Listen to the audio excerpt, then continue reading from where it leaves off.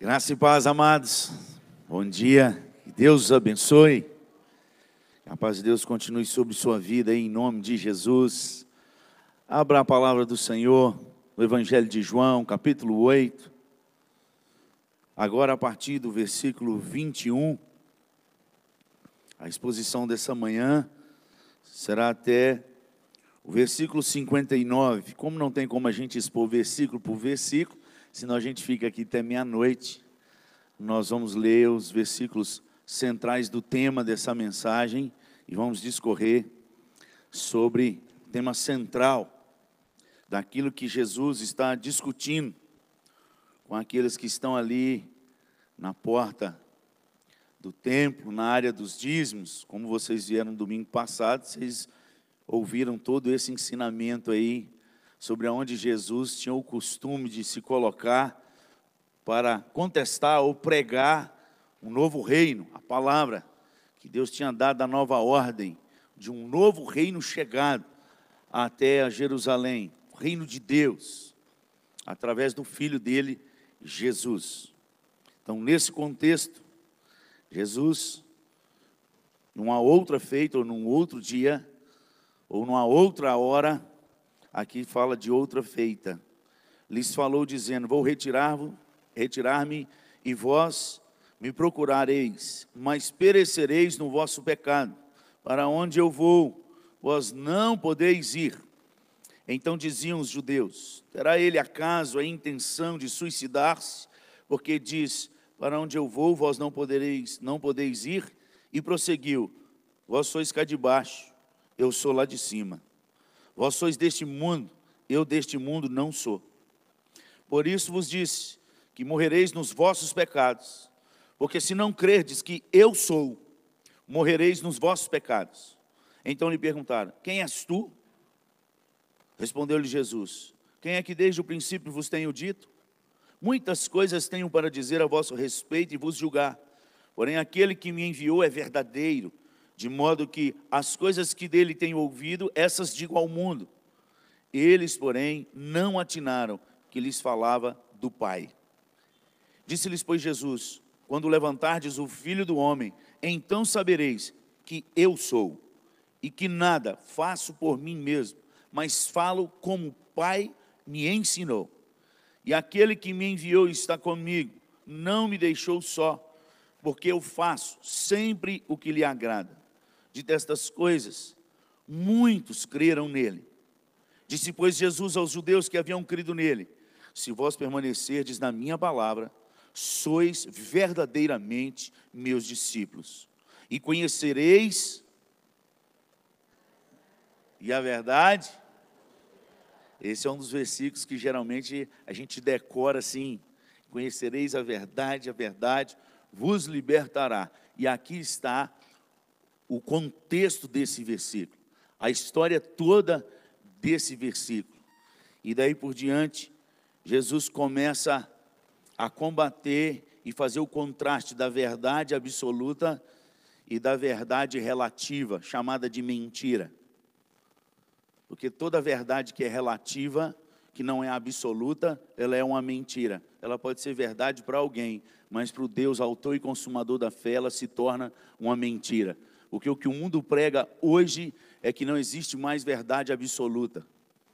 Que a verdade ela é relativa, depende do ponto de vista. E aqui Jesus está exatamente combatendo essa verdade relativa. E ainda está chamando a todos os outros, inclusive mestres e judeus que estão ali na porta do templo, de mentirosos e servos do diabo e que seguem o pai da mentira. Esse é o contraste do texto. Para que a gente possa entender qual é a verdade que Jesus está falando, a gente precisa fazer algumas perguntas. A pergunta é: o que é realmente a verdade? Qual é esse conceito de verdade absoluta? O que é conhecer a verdade? Quem realmente anda na verdade? São essas coisas que Jesus está dizendo para esse povo. Lá na frente ele vai revelar qual é o conceito maior de verdade. Todo conceito, ele é feito daquilo que o autor construiu, ou aquele carro, ou aquela casa, ou aquele projeto, esse sim, aquele que criou, ele tem o verdadeiro conceito, porque ele criou. Todos aqueles que olham para aquilo que foi criado, ou andam nele, seja o carro, por exemplo, faz o test drive, ele cria um preconceito daquilo que foi criado. Ele faz um experimento e ele tem um pré-conceito, seja bom ou seja ruim. Porque ele não tem todo o conceito, ele não participou da história da construção. Então essa é a diferença do conceito e do pré-conceito. O conceito, o verdadeiro conceito, ele vem daquele que é o autor daquilo que foi criado. Então, João 14,6, Jesus vai afirmar qual é o conceito da verdade. Ele diz, eu sou a verdade, eu sou o caminho e eu sou a vida. Esse é o conceito de verdade. Ninguém vem ao Pai senão por mim. O resto é pré-conceito. O conceito da verdade, o conceito de vida, o conceito de caminho, de jornada, ele se resume em Jesus Cristo. É por isso que hoje a gente tem ficado aterrorizado com tantas coisas que mesmo dentro da igreja e sendo ministros de Deus, a gente não tem respostas para algo que vem acontecendo. Hoje não é o discurso do texto, que o texto fala sobre a verdade, mas sobre conceito de vida. Por que tantos pastores têm suicidado? E mais outras pessoas a mais. Porque pessoas que geralmente suicidam, geralmente as pessoas que mais têm condição financeira. Se o mundo responde que quem tem é. Quem tem não precisa de mais nada. E então está vendo que quem tem está suicidando. Está entrando em depressão, ansiedade. Essas coisas a gente achava que era só de pobre, porque está faltando dinheiro, da ansiedade.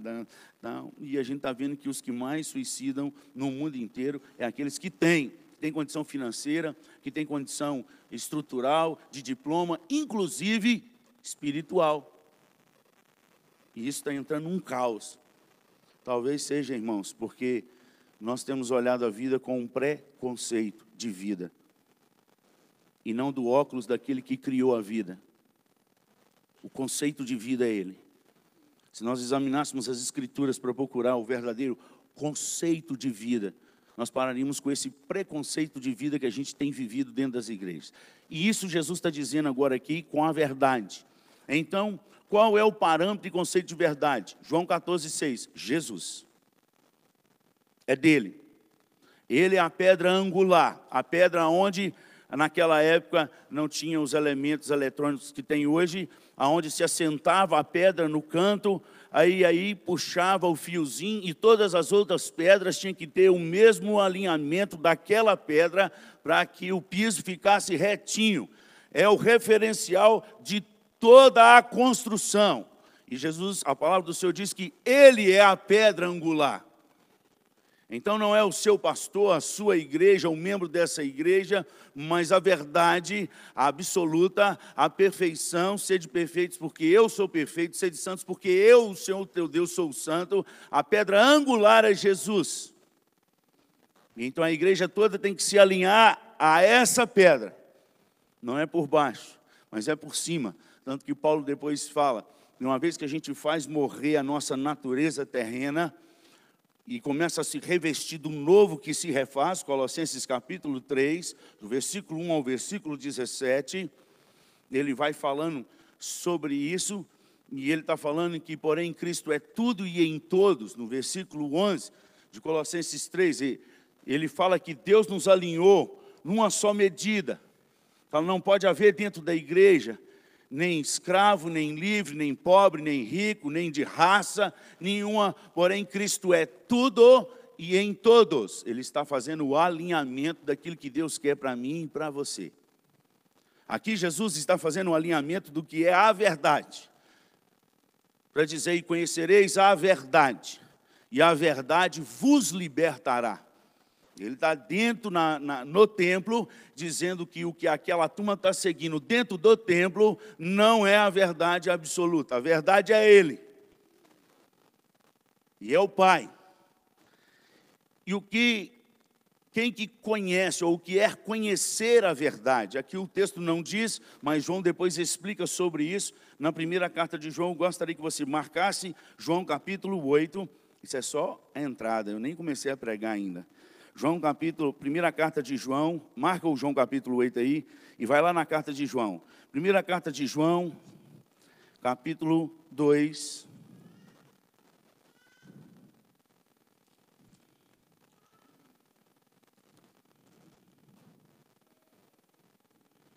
Primeira carta de João, capítulo 2.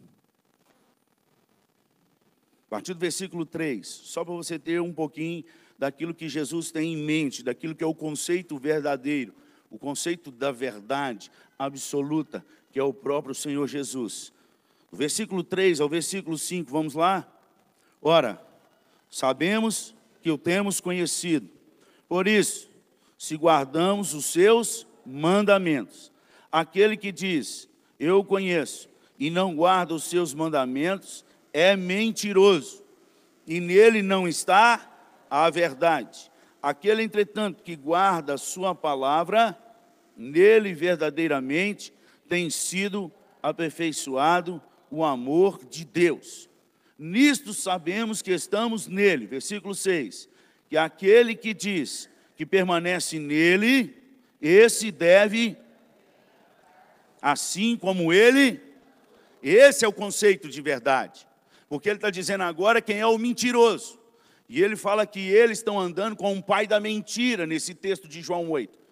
Vocês são filho da mentira. E o diabo é o pai da mentira, nunca andou na verdade. Então ele está pautando o que é verdade e o que é mentira. E ele está dizendo que a mentira é a turma que está dentro da igreja, mas não pratica o que ele praticou. É uma turma mentirosa. Ele está dizendo, e isso está causando, igual está causando no CI nessa manhã. É exatamente isso. Aquela raiva de, não, quando esse pastor sobe no púlpito, ele só sobe para bater. É isso aí. Jesus está batendo.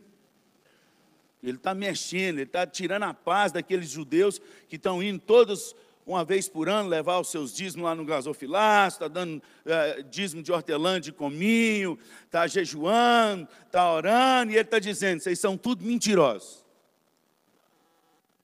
Vocês precisam conhecer a verdade. E quando vocês conhecerem a verdade vai libertar vocês. E hoje nós vamos ver de que a verdade nos liberta. Esse é o tema, de que a verdade nos liberta. Mas para a gente entender o que a verdade nos liberta, nós precisamos entender qual é o conceito de Jesus sobre verdade. E o conceito de Jesus sobre verdade é o que está aqui escrito na palavra do Senhor. A primeira coisa que ele fala sobre o conceito de verdade é essa. Aquele que anda, guarda as escrituras, a palavra no coração, para não pecar contra ti. Esses que praticam a palavra que eu deixei, esses são da verdade. Os demais são os mentirosos. E não andam na verdade. O outro texto que, então, ele fecha esse assunto sobre verdade, aliás, a primeira carta de João é uma autoanálise para ver se você verdadeiramente está em Cristo Jesus ou se você anda num caminho de mentira dentro da igreja. Lembre-se do que eu estou te falando. A primeira carta de João é um livro de autoanálise, não é para analisar os outros, não. Examine-se o homem, pois a si mesmo. Pare de examinar a vida dos outros e cuida da sua vida. Em nome de Jesus. Porque diante de Jesus, só aqueles que Deus chamou para ser líder é que vai ter um juízo dobrado. Só os pastores, que Deus vai requerer a alma de cada uma, a alma que passou pela mão desses pastores, que tiveram o púlpito para pregar a verdade e ficaram pregando um monte de abobrinha e passando a mão no coração do povo. Deus vai cobrar de cada um. Mas dos demais, Deus vai cobrar só da sua vida. Não vai cobrar, ele vai cobrar você. Então examine-se o homem a si mesmo. Leia aí. E a palavra do Senhor está dizendo nessa manhã o que é a verdade, quem anda na verdade e quem está andando na mentira. 1 João capítulo 5, encerrando um assunto sobre verdade, João vai dizer agora qual é a verdadeira fé. A fé que realmente ela é compatível com a verdade. 1 João capítulo 5, de 1 a 5. Vamos lá? Todo aquele que crê que Jesus é o Cristo, é nascido de Deus. E todo aquele que ama o que o gerou, também ama o que dele é nascido. Nisto conhecemos que amamos os filhos de Deus, quando amamos a Deus e praticamos os seus mandamentos. Porque este é o amor de Deus, que guardemos os seus mandamentos. Ora, se os seus mandamentos não são penosos, porque todo que é nascido de Deus vence o mundo, e esta é a vitória que vence o mundo, a nossa fé. Quem é o que vence o mundo, senão aquele que crê? Filho de Deus? Então tá aí, agora a gente sabe qual é o conceito de verdade, qual é a verdade que a gente precisa conhecer para que ela verdadeiramente possa nos libertar. E esse é o contexto que Jesus está dizendo para aqueles judeus. De que a verdade nos liberta, amados? Nesse texto aqui eu pude enumerar pelo menos 6 coisas de que a verdade pode nos libertar. Lógico que se a gente meditar durante alguns meses nesse texto, a gente pode descobrir muito mais. E a gente precisa aprender a fazer morada em alguns textos. Esse é um dos textos da palavra que a gente precisava fazer morada nele. E ler de novo, e ler de novo. Romanos capítulo 8 é um texto absoluto. É um texto que todo crente ele deveria ler pelo menos uma vez por mês, Romanos 8. Salmo 119 é outro texto absoluto. Texto que fala a alusão sobre e honra a palavra e as leis do Senhor. É um capítulo da Bíblia que cura a alma. Se você fizesse morada nele e lesse todos os dias, Salmo 119. Quando eu fiz esse desafio na outra igreja de ler um mês inteiro o Salmo 119, eu fiz isso aqui com os jovens. Muitos foram curados, muitos, de várias doenças. Eu estou falando de testemunhos, de pessoas que vieram até mim e falaram, esse mês foi um mês especial para a minha vida, pastor. Eu fiz morada lá e orei igual o senhor falou, e fui lendo, e fui anotando, e fui lendo. Eu estou curado. Voltei no médico, estou curado. Voltei no médico, ansiedade quase que zerou. Sumiu a depressão. Fui liberto. Testemunhos de pessoas, histórias de Deus em nós. Então nós precisamos, cada um tem a sua história, mas você não pode ficar só tendo a história de sentar no banco ouvindo sermão. Você precisa ter uma história diferente com Deus. Em nome de Jesus. Então, voltando nesse texto, João capítulo 8, de que a verdade nos liberta. Versículo 23 e 24, vão lá em João 8 agora. Versículos 23 e 24. Preste atenção no que diz nesse texto. E prosseguiu, vós sois cá de baixo, e eu sou lá de cima. Vós sois deste mundo, e eu deste mundo não sou. Por isso vos disse, que se morrereis nos vossos pecados, porque não credes que eu sou, morrereis nos vossos, afirmação. De que a verdade nos liberta? Em primeiro lugar, nos liberta da politicamente correto. A verdade nos liberta do que é politicamente correto. Porque o que é politicamente correto nem sempre é a verdade absoluta. E porque, para não ofender alguém, para não mexer com ninguém, para ficar na paz todo mundo, não se prega a verdade absoluta. Quem verdadeiramente é Deus, o que é pecado e o que precisa mudar de conduta, de caráter, de vida, de direção. Conversão é mudança de direção, não é passar para a religião dos crentes. Conversão é mudança de caráter, de atitude, de vida. Não é ser batizado e ser presbítero, ser pastor, ser doutor da igreja. É vida com Deus, é andar com Deus. Essa é a verdade absoluta. É ser como Jesus, é praticar a sua palavra, é perdoar uns aos outros, perdoar uns aos outros, perdoar uns aos outros. É dar a outra face, é caminhar a segunda milha. Essa é a verdade absoluta. Mas para não ser mandado embora, para não ser diminuído o salário, para não ser chamado no conselho, ou para continuar amigo dessa família, ou para não perder o filho. Você já perdeu, seu filho está indo para o inferno, acorda. Ele já está indo para o inferno, acorda. prega a verdade absoluta para ele, confronta ele com o pecado. Para o meu filho ficar perto de mim, está perto de você, mas está fedendo, você não está vendo que está podre, não? Ora por ele, chora por ele, geme, confronta. Nós temos que pregar a verdade absoluta, amados. O evangelho, onde chega, ele realmente causa um alvoroço. Eis que aqueles que têm transtornado o mundo chegaram até nós. É um transtorno quando o evangelho chega, porque é contra a cultura do mundo, totalmente contra. Se a gente está igual, parecido, igual, você está fora da rota. Essa é a mentira que o diabo prega. Essa é a turma que está dentro da igreja, que são os mentirosos, e que o pai deles não é o Senhor. O pai deles é o pai da mentira. O diabo, que só anda na mentira. E Jesus vai falando aqui para frente, depois, sobre esse tipo, que é a religiosidade. A primeira coisa que a verdade nos liberta é do politicamente correto. Nós não podemos andar no politicamente correto, porque nós temos uma verdade absoluta. Nós temos que nos posicionar diante da sociedade. Quem nós somos? Nós não somos daqui, nós somos lá do alto. Jesus foi claro. Eu daqui eu não sou, vós sois daqui, eu não. Eu sou do outro mundo.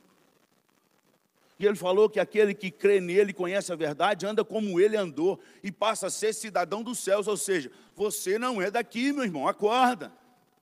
Qual hora que você não percebeu ainda? Se você realmente confessa Jesus como Senhor e Salvador da sua vida, o seu conceito é de reino de Deus agora. Acabou esse negócio de parecer com o mundo, de andar como todo mundo faz, acabou. Nós vamos ser perseguidos, Jesus foi. E os discípulos foram.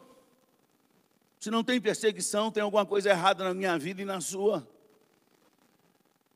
A verdade absoluta nos liberta, primeiramente, do politicamente correto. Jesus já foi com o pé nos peitos de todo mundo que estava lá na porta do culto. Falou, vocês são daqui, e eu sou de cima. E se vocês morrerem nessa mentira, vocês não vão no inferno. Eles estão mortos dentro da igreja. Confronto. Nós vamos confrontar. Gente, nós estamos criando um monte de filho presbiteriano, mas não temos o cuidado de criar filhos convertidos no Senhor Jesus. É obrigado a ir para a escola dominical. Levanta e vai, porque tem que ir. Decora o versículo. Vem cá, que agora é a hora do cultinho, vamos lá, vamos ler. Isso é tudo bom, mas acaba a ser, a maioria das vezes, mecanicamente. E a maioria dessas tem criado uma raiva no coração dessas crianças, porque geralmente é no horário que os pais acham que deve ser. E tem alguns pais que são mais assim, já está mais para avô, eles fazem o culto dominical, ou o culto do dia, culto da casa, 4 horas da manhã. Deus que me defenda, Deus te abençoe para lá. 4 horas da manhã, estou começando a dormir. 4 horas da manhã. É a sua verdade, mas não é a verdade da criança, não é a verdade do jovem, não é a verdade do adolescente. E aí eles crescem com ódio de culto do lar. É a primeira coisa que eles falam assim, quando eu tiver minha casa, não vai ter essa porcaria lá. Eu amo a Jesus, eu amo a palavra, mas esse tem de culto domingo, às 4 horas da manhã, não vai ter.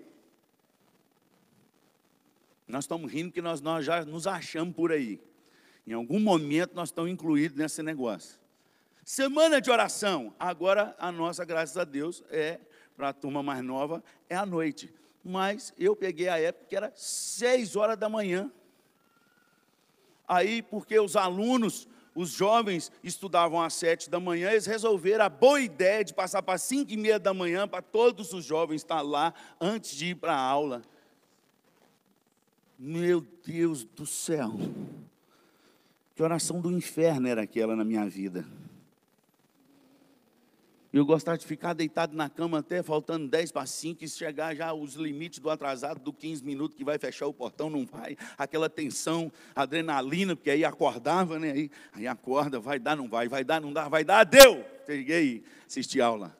Não deu. Nossa, estou lascado, meu pai vai me matar. E tinha que acordar. Se não era 5:30 da manhã, você tinha que acordar que hora? Muitos se perderam, muitos se perderam. Nós precisamos ver qual que é a verdade absoluta, e dessa nós não podemos abrir mão, gente. O resto é resto. Amém? O que é santo para mim, talvez não seja santo para Deus. Agora, o que é santo para Ele, tem que ser santo para mim. Esta é a questão. O que é verdade para mim, talvez não seja verdade para Deus. Mas o que é verdade para Deus, tem que ser verdade para mim. No nome de Jesus. Amém? O que a verdade nos liberta? Do politicamente correto. Segunda coisa, versículo 24 ainda diz, o 28 e o 29. Olha aí no 24, olha. Ele está dizendo, por isso eu vos disse, morrereis nos vossos pecados, porque não credes que eu sou. Olha, o eu sou, grafado em letra maiúscula. Foi como Deus se apresentou a Moisés, quando Moisés disse assim, mas... quando você chegar lá e o povo perguntar, quem é que está te mandando? Você fala com eles que o eu sou é que faz essas coisas. Durante muitos anos eu fiquei perguntando a Deus por que ele se apresenta com o eu sou, ego, de todo tamanho. Ego eimi, no grego. Ego, de ego, do eu. Do que a verdade nos liberta? Da egolatria. Do culto do eu. Porque eu acho que não é assim. Porque eu não pode, porque eu... Deus já deixa desde Gênesis, até no Novo Testamento, que existe um eu maior. Eu sou, e é Ele. O resto não é. Se existe um eu que é maior, o resto não é. O eu sou, o dono da verdade, o que liberta. E ele diz em todo o tempo, se apresenta eu sou, em letras maiúsculas, garrafais, o ego. Ele é o próprio, não tem ninguém mais.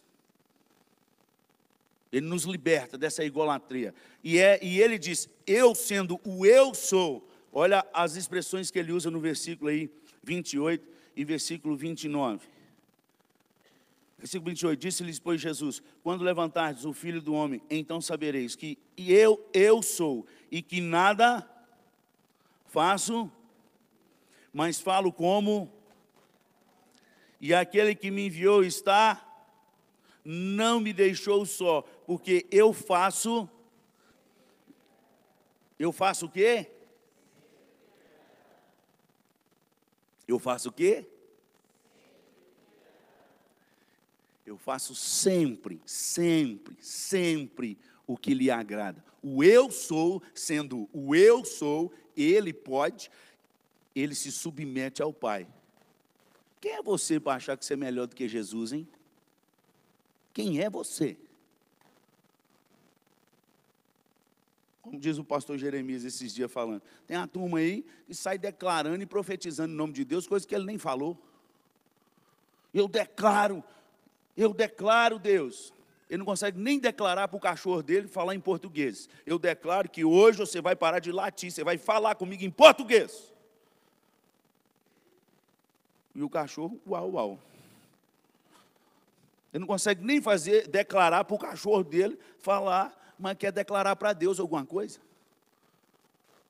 Como diz o pastor lá, eu ri demais. Chega hoje e declara para sua mulher, hoje que ela que vai ter que fazer tudo em casa e lavar tudo, que a partir de hoje só você manda, não vai fazer nada e ela vai fazer tudo.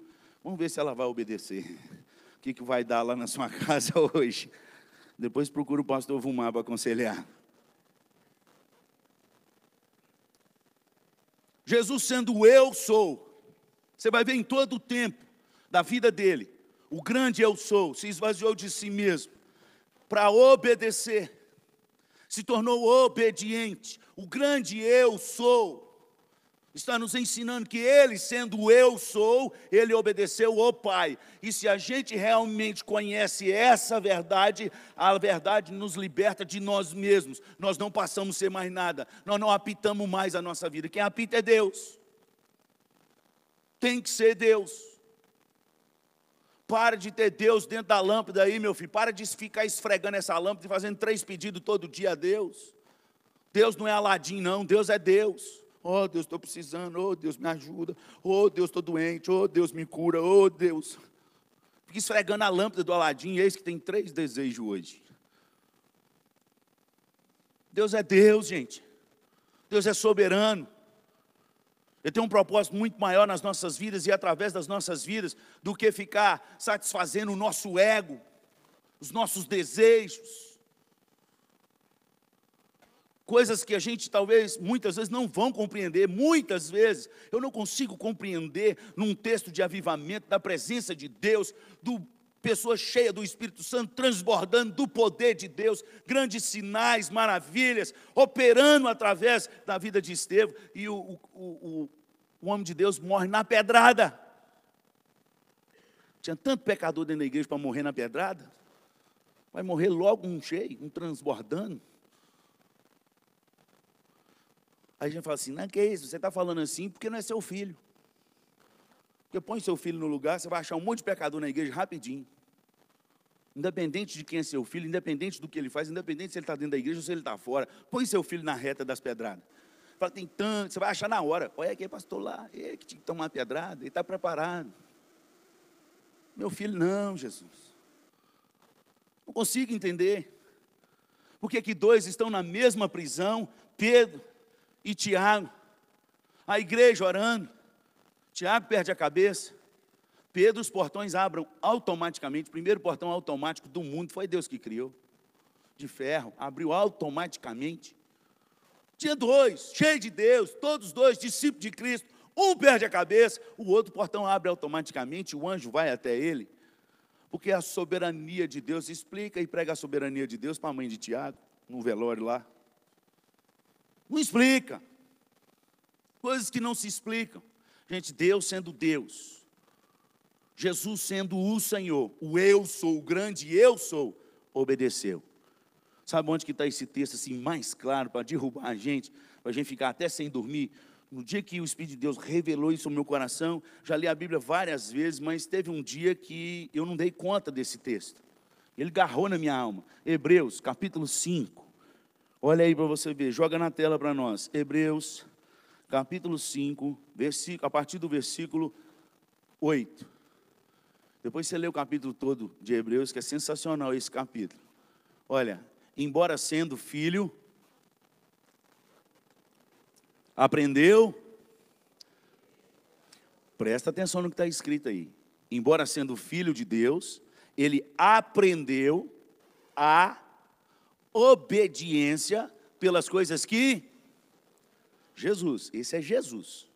Aí você vai imaginando, se ele passou por tudo isso, por que você quer ser melhor do que Jesus? Bom, agora o 9.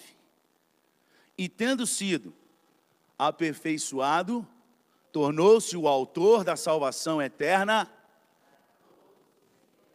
Essa é a verdade. Essa é a verdade absoluta. Essa é a fé verdadeira. Uma fé obediente.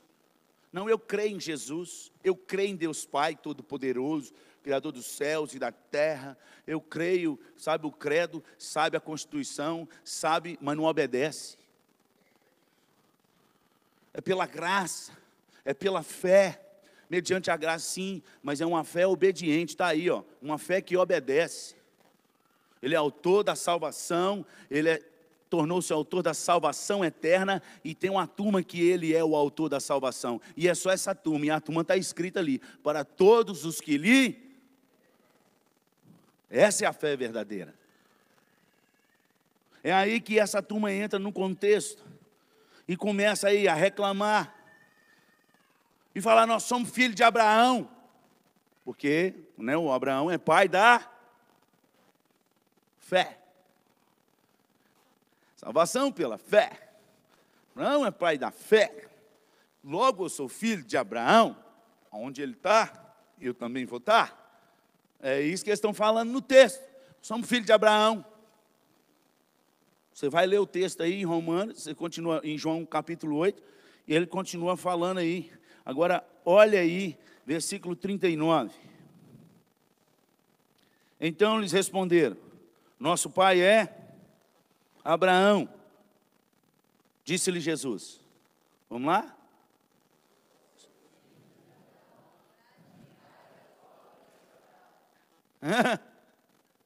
Se sois filhos de Abraão, Praticai as obras de Abraão. É pela fé, mas uma fé que obedece. É pela graça, mas uma graça obediente. Uma graça e fé que obedece.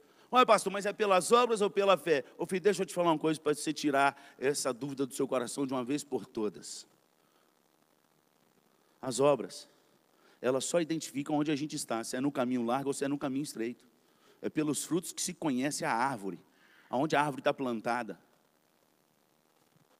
As obras, elas só identificam qual o caminho que nós estamos andando. Se é o largo, ou se é o estreito, ou se ainda nós estamos no largo, achando que estão no estreito. Quem é salvo em Cristo Jesus, mediante a fé, ele anda nas boas obras, do qual Deus preparou de antemão para que nós andássemos nela. Lá não é sugestão, não é se quiser andar, não, é ordem. Ele preparou e mandou, anda nelas. Para que o mundo, vendo as vossas boas obras, glorifique ao Pai que está nos céus. Amém? A verdade nos liberta da religiosidade. Não basta ser filho de Abraão. Tem que andar na verdade. Tem que praticar a verdade. E ele continua dizendo, gente, olha que testemunho lindo, lindo, absoluto, do próprio Deus, da vida de Abraão. Gênesis capítulo 26, marca na sua Bíblia. Esse você tem que abrir na sua Bíblia. E colorir esse versículo aí, seja no tablet, seja no celular, seja no papel. Marca isso aí, Gênesis capítulo 26, versículo 5. Deus está dando instrução agora para Isaac. Está vindo uma fome que veio na época de Abraão, está voltando na fome na época dele, e ele está tentando fazer uma coisa, e Deus fala, não vai para o Egito não. Espera aí, aí ele está dando instrução, e ele dá instrução, e aí ele dá um testemunho no versículo 5, do 1 ao 4 ele está dando instrução. No versículo 5 ele dá um testemunho do pai Abraão. Olha lá, vamos lá? Porque Abraão obedeceu a minha palavra, e guardou os meus mandados, e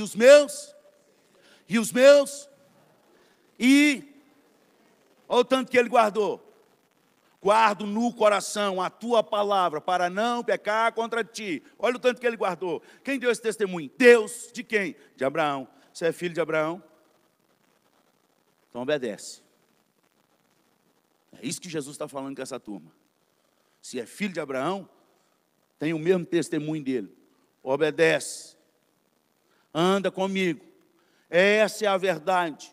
E quando ele estava dizendo assim, nesse contexto, muitos judeus creram nele. Abriu os olhos. E agora ele já muda a conversa, ele já muda e foca essa turma que converteu e disse algo que a gente passa despercebido, porque a gente só crava no 32. E conhecereis a verdade? João 8, 32. E conhecereis a verdade? Mas a verdade absoluta está no 31. O 32 é só o complemento. E conhecereis. A verdade absoluta está no 31. Vamos voltar lá, João 8, 31. Disse, pois, Jesus aos judeus que haviam crido nele: se vós permanecerdes na minha palavra, a verdade nos liberta da religiosidade e nos traz para a verdadeira palavra, o verdadeiro evangelho, a verdade absoluta que é Jesus. Sendo eu sou a verdade, e ele sendo a verdade, o grande eu sou, ele obedeceu ao Pai em tudo. Se Jesus, sendo a verdade absoluta, obedeceu ao Pai em tudo, o que nos dá o direito de andar do jeito que a gente quer? Baseado numa graça que tem sido uma desgraça para a igreja, uma graça sem santificação, uma graça sem a perseverança de Deus nos seus santos. Porque aqueles que são salvos pela graça mediante a fé, eles perseveram num caminho de santidade. Da morte do eu. Eles tomam a cruz e tomam todo dia. Aquele que realmente quer me seguir, aprenda a dizer não para si mesmo. tome a sua cruz. E não é pendurar no pescoço para ficar bonito, é morra e siga-me. Tem um preço. E Deus pagou para que a gente acreditasse, mas nós precisamos andar nessa, morrendo todo dia. Senão Paulo, que é aquele que pregou sobre a graça e sobre a salvação, sobre a graça e a fé, a salvação pela graça e pela fé, ele não tinha deixado registrado Colossenses capítulo 3, ele tinha arrancado da Bíblia. Ele tinha arrancado Colossenses 2, 6 e 7, que o Espírito de Deus também soprou a ele. Ora, como recebestes a Cristo Jesus o Senhor, assim andai nele, radicados, edificados e confirmados pela fé, tal como fostes instruídos. E aí ele vai falar na prática o que é andar enraizado em Cristo Jesus, crescendo, edificado e confirmado pela fé. E no bloco de pensamento de Colossenses, ele começa do particular para o geral, o que a gente tem que ser em Cristo Jesus. Se é que tem em Cristo Jesus. Como receber a Cristo Jesus? É assim que tem que andar nele. Nele, como? Pensando e buscando as coisas lá do alto, não as que são aqui da terra. Primeiro bloco de pensamento, Colossenses 3, de 1 a 4. De 1 a 4. Fazendo, pois, morrer a vossa natureza terrena. E tem uma lista lá, inclusive palavrões. Inclusive palavrões. E toda mentira. Palavras obscenas nem sequer se nomeiem no meio de vós. Faz morrer isso. Colossenses 3, do versículo 5 ao versículo 11. Revesti-vos, pois, procura uma nova vestimenta, algo de marca, que impressiona a Deus e não ao povo. Revesti-vos, pois, como eleitos de Deus, santos e amados, de ternos, afetos, de misericórdia, de bondade, de humildade, suportai-vos uns aos outros, perdoai-vos mutuamente. Se veste de outra coisa, outra vestimenta, não é igual ao do mundo. Quem é salvo pela graça, ele tem um proceder de vida, ele tem uma conduta, e a verdade nos liberta dessa falsa religiosidade que tem sido pregado por aí. Nós temos uma conduta, amados, nós temos que andar nela, nós temos um caminho que Jesus andou e disse: aquele que é verdadeiramente meu discípulo, ele vai permanecer na minha palavra. Permanecer é se amoldar a palavra, não é moldar a palavra a você, não. Ah, essa eu gosto, ah, não, essa não é para mim, não. Essa eu gosto, essa não é para mim. Ah, e essa eu não quero. Ah, essa é para o Antigo Testamento. Ah, e essa é lá para aquele povo de lá. Hoje eu estou no Evangelho da Graça, que tudo pode, porque Jesus já pagou tudo, inclusive o inferno. Não vou para lá. Está crendo até que não existe mais inferno, pode pecar à vontade. O importante é dizer que é de Jesus e seguir e cantar aqui na igreja, e de vez em quando dar um dízimo. Está tudo bom. Não está, não está. Se conhecer a verdade, ela vai te libertar inclusive do pecado. A palavra de Deus diz em versículo 34 aí, ó. Vamos lá? Replicou-lhe Jesus: em verdade vos digo, todo o que comete pecado é escravo do pecado. O escravo não fica sempre na casa. O escravo não fica sempre na casa. Isso quer dizer que o escravo, ele pode estar na casa, mas ele não fica sempre, não. O filho, sim, para sempre. Para sempre. Para sempre. Sempre. O filho é aquele que obedece, é o que permanece na verdade, é o que pratica a verdade, conforme a gente leu no começo do culto, na primeira carta de João, no capítulo 2, do versículo 3 ao versículo 6. Nós somos libertos do pecado. Você é livre, então torna um cidadão dos céus, e o cidadão dos céus, todas as coisas lhe estão lícitas, mas nem todas convêm. Todas as coisas lhe são lícitas, mas eu não me deixarei dominar por nenhuma delas. O cidadão dos céus agora ele é livre. Se você realmente é um cidadão dos céus, se a palavra de Deus realmente entrou na sua vida, você é livre, amado. E se você não vigiar, você peca. Você é livre, inclusive, para pecar, para cair de novo, para cair de novo, até apagar o espírito, e aí desgraçar a sua vida mais uma vez.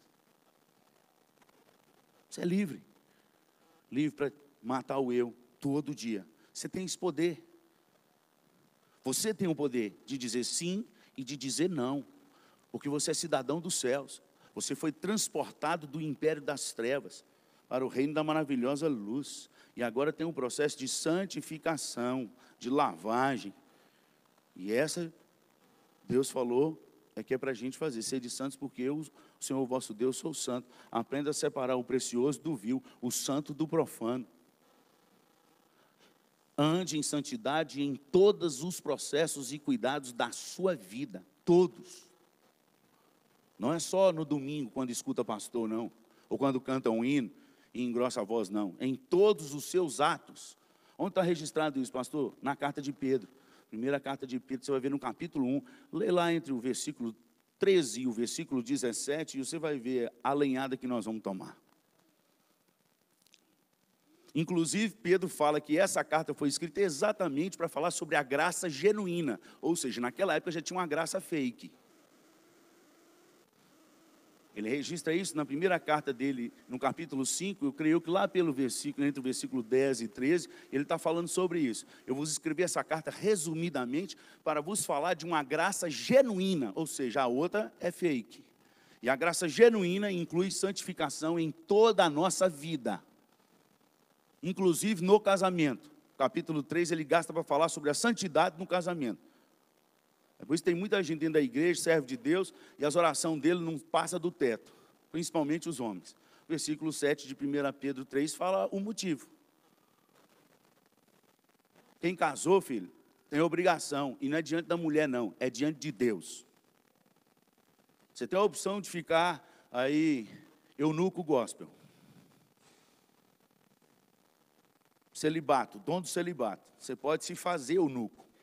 A Bíblia fala que uns têm esse dom, outros se fazem. Mas uma vez que você decidiu casar, você tem que andar de acordo com o que aquele que instituiu o casamento deixou as normas. E a norma que ele deixou hoje é só os homens, não vou bater nas mulheres não. 1 Pedro capítulo 3, versículo 7. Põe aí para nós, só para a gente dar uma clareada na verdade absoluta. Marido, vós igualmente vivei a vida. Vamos lá, gente, vamos lá, vamos ler, é para ler.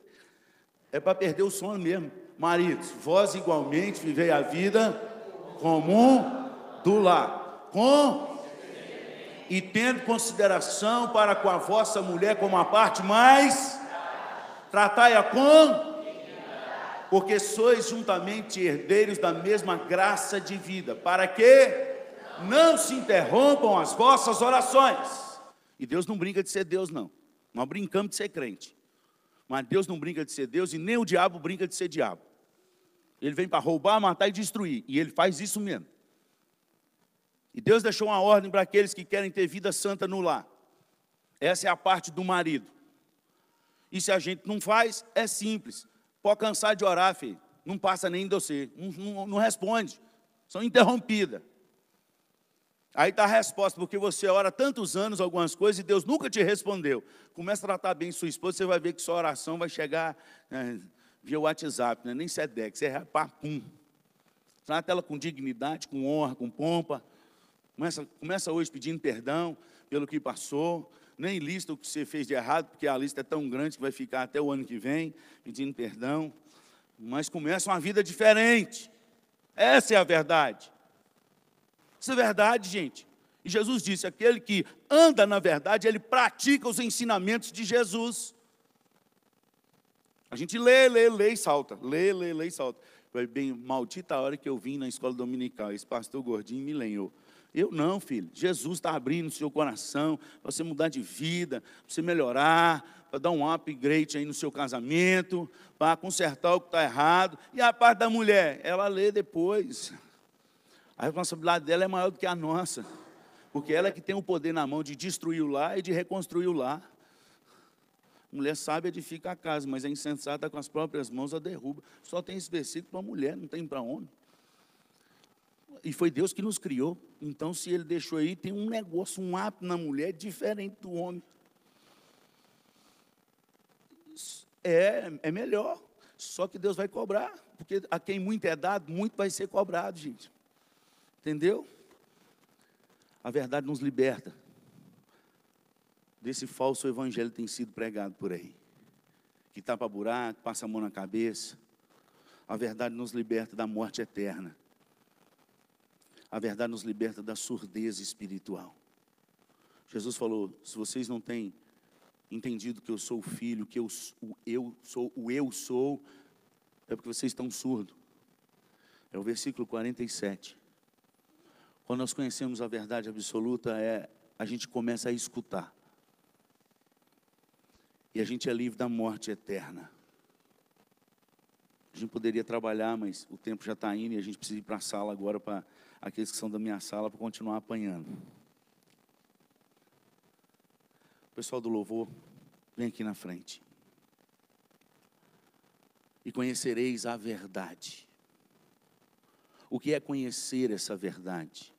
O termo conhecer aí é um termo que pode ser traduzido como várias palavras, e uma delas está na expressão de conhecer, de estudar, mas é uma palavra também muito usada pelos judeus antigos, não sei se hoje no hebraico moderno, mas no hebraico no grego daquela época, é muito usado na expressão de um conhecimento sexual entre marido e mulher. É algo que transcende livros. É algo que transcende doutorado, PhD, mestrado, que transcende, é algo que aquele que é casado, ele sabe quando a mulher dele não está bem com ele. E ele não fez doutorado, não fez mestrado, ele é analfamante de pai beto dessas coisas. Mas se a mulher olhar para ele e piscar com ele de um lado, ele já sabe que deu alguma coisa que ele errou.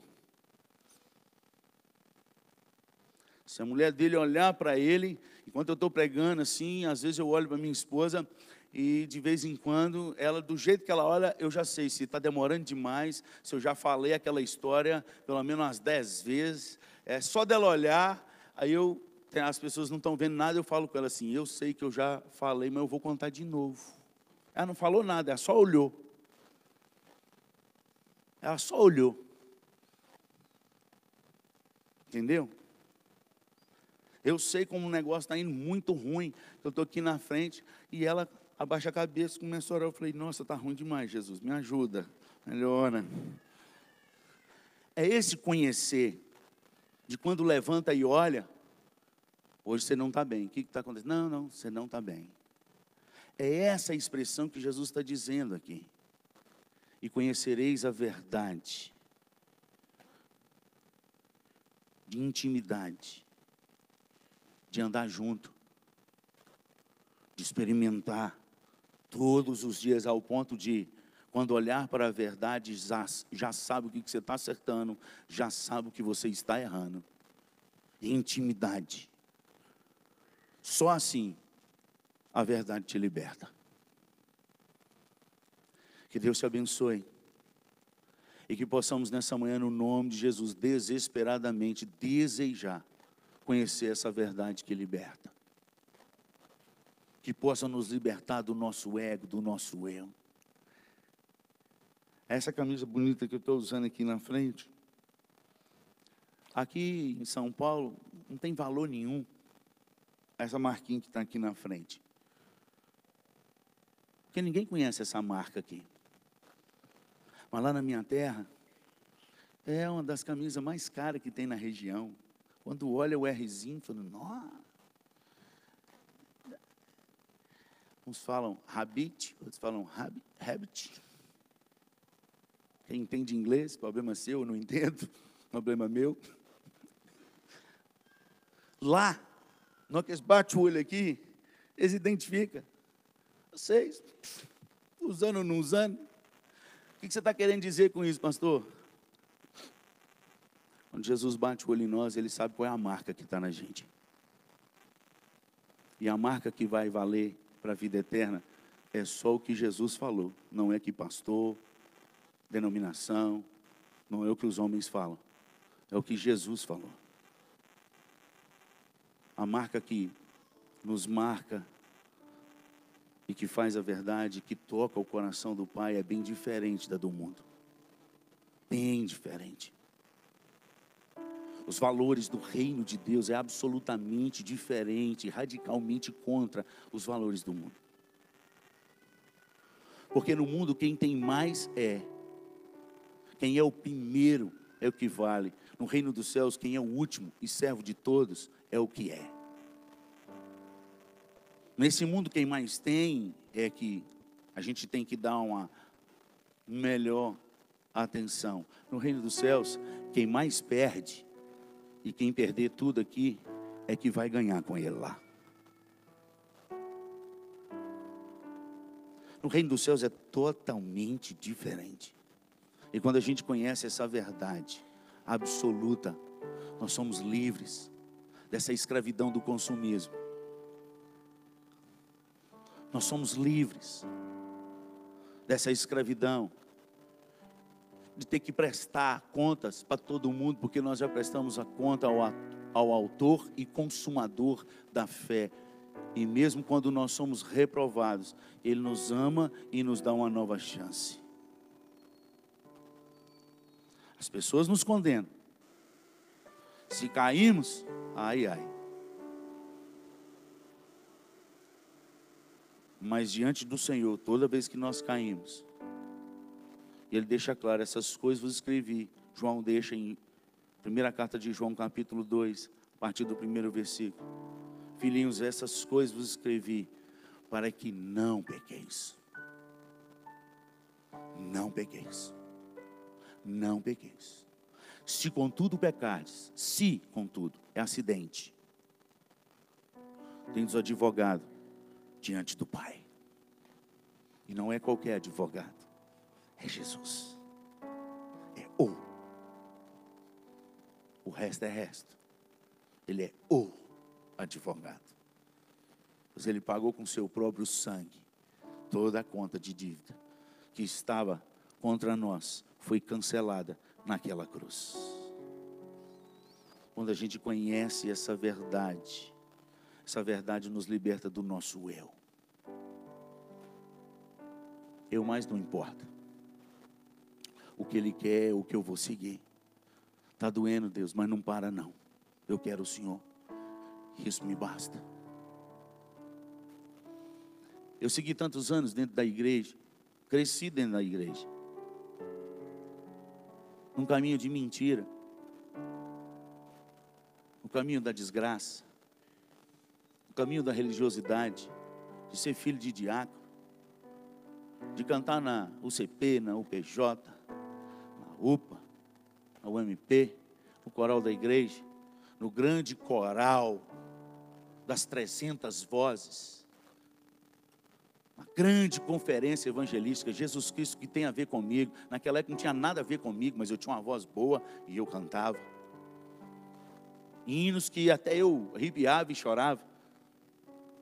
Mas na mesma noite que saía de lá, estava nas boates da vida, fazendo o que todo mundo faz, sem ser luz na terra, sem ser sal nessa terra. Mas um dia a verdade me encontrou. Por isso eu não desisto de semear. Porque não foi um pastor que falou comigo naquela madrugada, nem um teólogo, nem um doutor, não foi um coral que cantou, um louvor. Foi o próprio Senhor que me encontrou naquela madrugada, às 4 e pouca da manhã. Eu sentado na beirada da minha cama, olhando para o pico da Ibituruna e dizendo: Deus, eu nem sei se o Senhor existe. Eu nem sei se essa palavra é a verdade, mas eu não acredito nas coisas que estão aí não. Mas se o Senhor é Deus, se existe um Deus em qualquer lugar, muda a minha vida.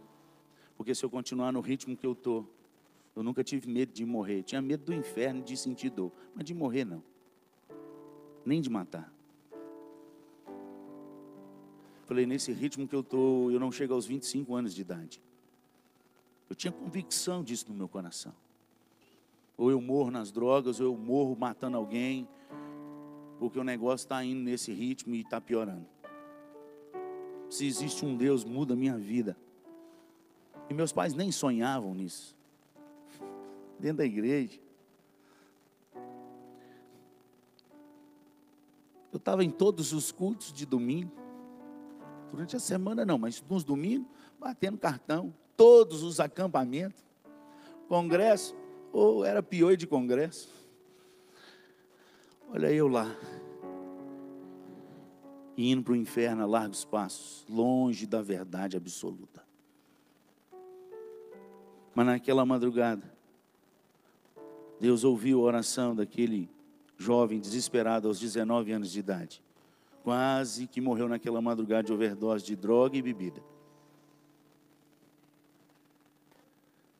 E daquela noite, aquela madrugada, quando eu desafiei a Deus, falei, se o Senhor é Deus e o Senhor existe, muda a minha vida.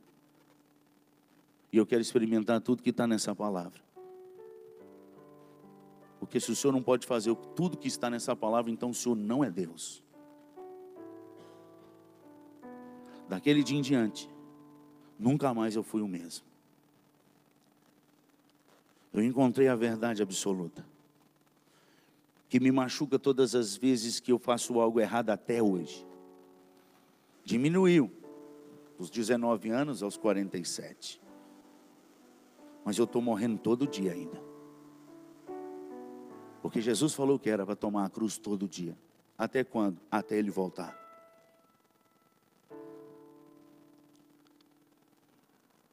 E eu desafio a qualquer jovem, a qualquer pessoa, que se não acredita nesse Deus, fazer o mesmo desafio que eu fiz.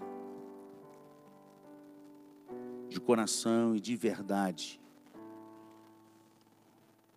E eu creio tanto nesse Deus e nessa verdade absoluta, que se algum dia, isso é um pacto que eu fiz com Deus, se algum dia alguém realmente fizer esse desafio como eu fiz, absoluto, de verdade, não é mentiroso não, e Deus não mudar a sua vida, eu paro de ser pastor e eu queimo essa Bíblia. É isso que você ouviu. Porque eu creio na verdade que liberta. Eu creio na verdade que transforma absolutamente. Eu confio nesse Deus. Eu confio na sua palavra que diz que todo aquele que invocar o nome do Senhor será salvo naqueles dias, nos últimos dias, na geração dos últimos dias. Está lá em Atos dos Apóstolos. Invocar não é frequentar a igreja, não é sentar em banco, não é decorar a lei. Invocar é chamar Deus para si e dizer, seja o meu Senhor. O que o Senhor mandar, eu vou obedecer. Isso é invocar. Tu és o Senhor e eu sou servo. Mas eu sou livre agora sim, do reino das trevas. Mas agora eu sou escravo do reino da luz, servo do Senhor Jesus, para fazer o que Ele manda. Isso é o verdadeiro evangelho. Essa é a verdade absoluta. E eu te convido nessa manhã a essa verdade. Nós vamos louvar o Senhor. E hoje, se nessa manhã o Espírito de Deus abriu os seus olhos, eu queria que você saísse do seu lugar e viesse até aqui na frente, como um ato de fé. Glória a Deus. Vamos louvar o Senhor e eu espero você aqui na frente. Vou esperar porque o outro vai vir, o outro vai vir. Não, Deus falou com você. Falou, gente, eu estava dentro da igreja e esse negócio estava no rumo errado, mas hoje eu entendi. Sai do seu lugar, vem aqui na frente. Vamos louvar. Enquanto louvo, eu quero te convidar a vir aqui na frente, para essa verdade absoluta no nome de Jesus.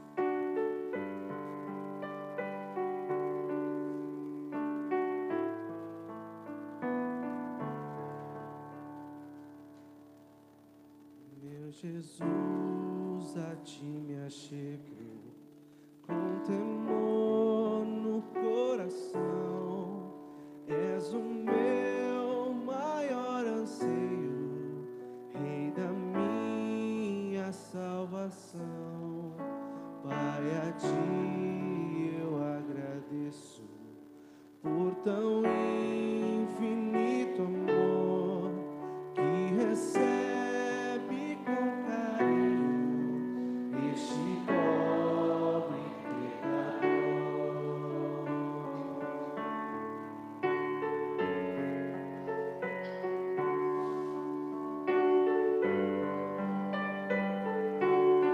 Vamos colocar de pé, vamos continuar adorando o Senhor.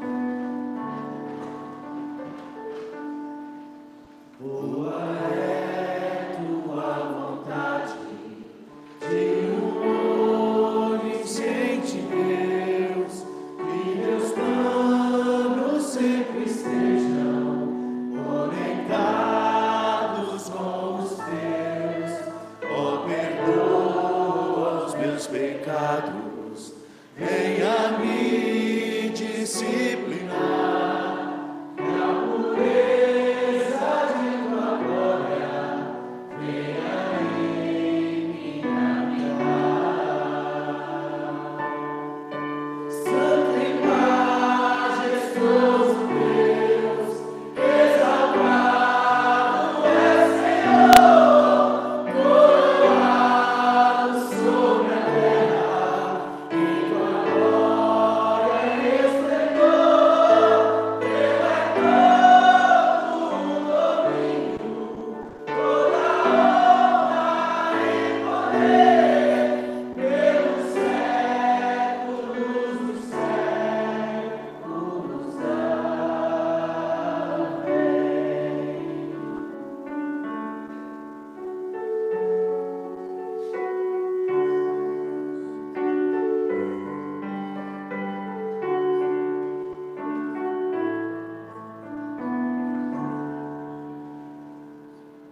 Sejas tu meu pensamento, ao dormir, ao acordar, dá-me sede da palavra, sempre nela meditar. Faz de mim, pequeno Cristo, digno de ser filho teu, anunciando as boas novas, salvação que vem de Deus. Santo e majestoso Deus, exaltado é o Senhor, coroado sobre a terra, e tua glória e esplendor, teu é todo o domínio, toda honra e poder, pelos séculos dos séculos.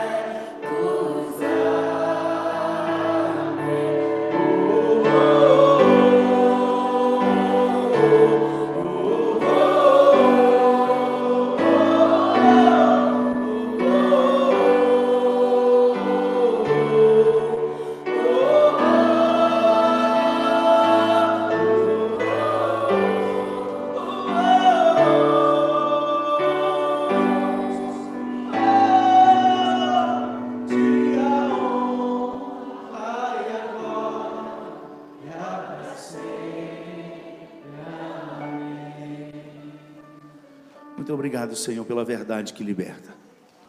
Muito obrigado pelo teu Espírito que nos incomoda, que acorda a tua noiva para o encontro com o noivo, que nos alinha, que nos limpa, que nos corrige, que nos enche, que nos cura, que nos sara. Essa é a tua palavra. Que essa verdade possa continuar inundando a nossa alma dia após dia. Que o arder do teu Espírito, o fogo do Senhor, possa reacender, reacender, reacender em nossos corações, assim como aqueles jovens do caminho de Emaús, assim como aquela sarça onde o Senhor manifestou a tua presença, assim como o Senhor veio sobre os seus discípulos alinhados. Aviva a tua obra, Pai, no decorrer dos séculos. Responde à oração de Abacuque. Nós oramos com ele no nome de Jesus, naquela palavra profética do Senhor, do qual o Senhor deixou claro que tem como sim reavivar, tem como sim sair do pó.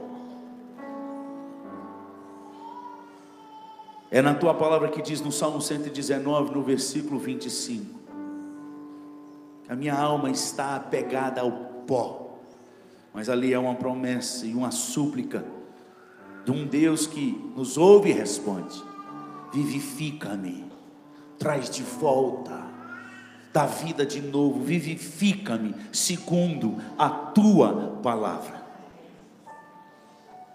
Vem sobre a tua igreja nessa manhã e continue despertando essa igreja para ti. Ela é tua, e a ti toda a honra e toda a glória, o poder, o domínio para sempre, sempre e sempre.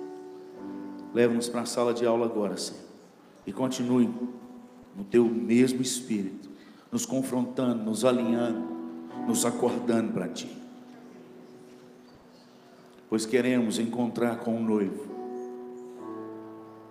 queremos ouvir do noivo: vinde benditos de meu Pai, para o gozo eterno. É a única coisa que vai valer a pena naquele dia. Vinde benditos de meu Pai. Dá-nos a graça e o transbordar do teu Espírito, para que possamos ter a condição de perdoar como o Senhor deseja, de dar a outra face como o Senhor ordena, de caminhar a segunda milha, de dar também a túnica. Ah, Senhor, nos ajude. Vem com teu Espírito sobre nós, porque é só por Ele, por meio dEle e através dEle. Sem Ele estamos perdidos. E a promessa tua que o Senhor o enviaria, e que Ele nos consolaria, que Ele nos ensinaria, e que Ele nos exortaria, e que Ele mortificaria a nossa carne.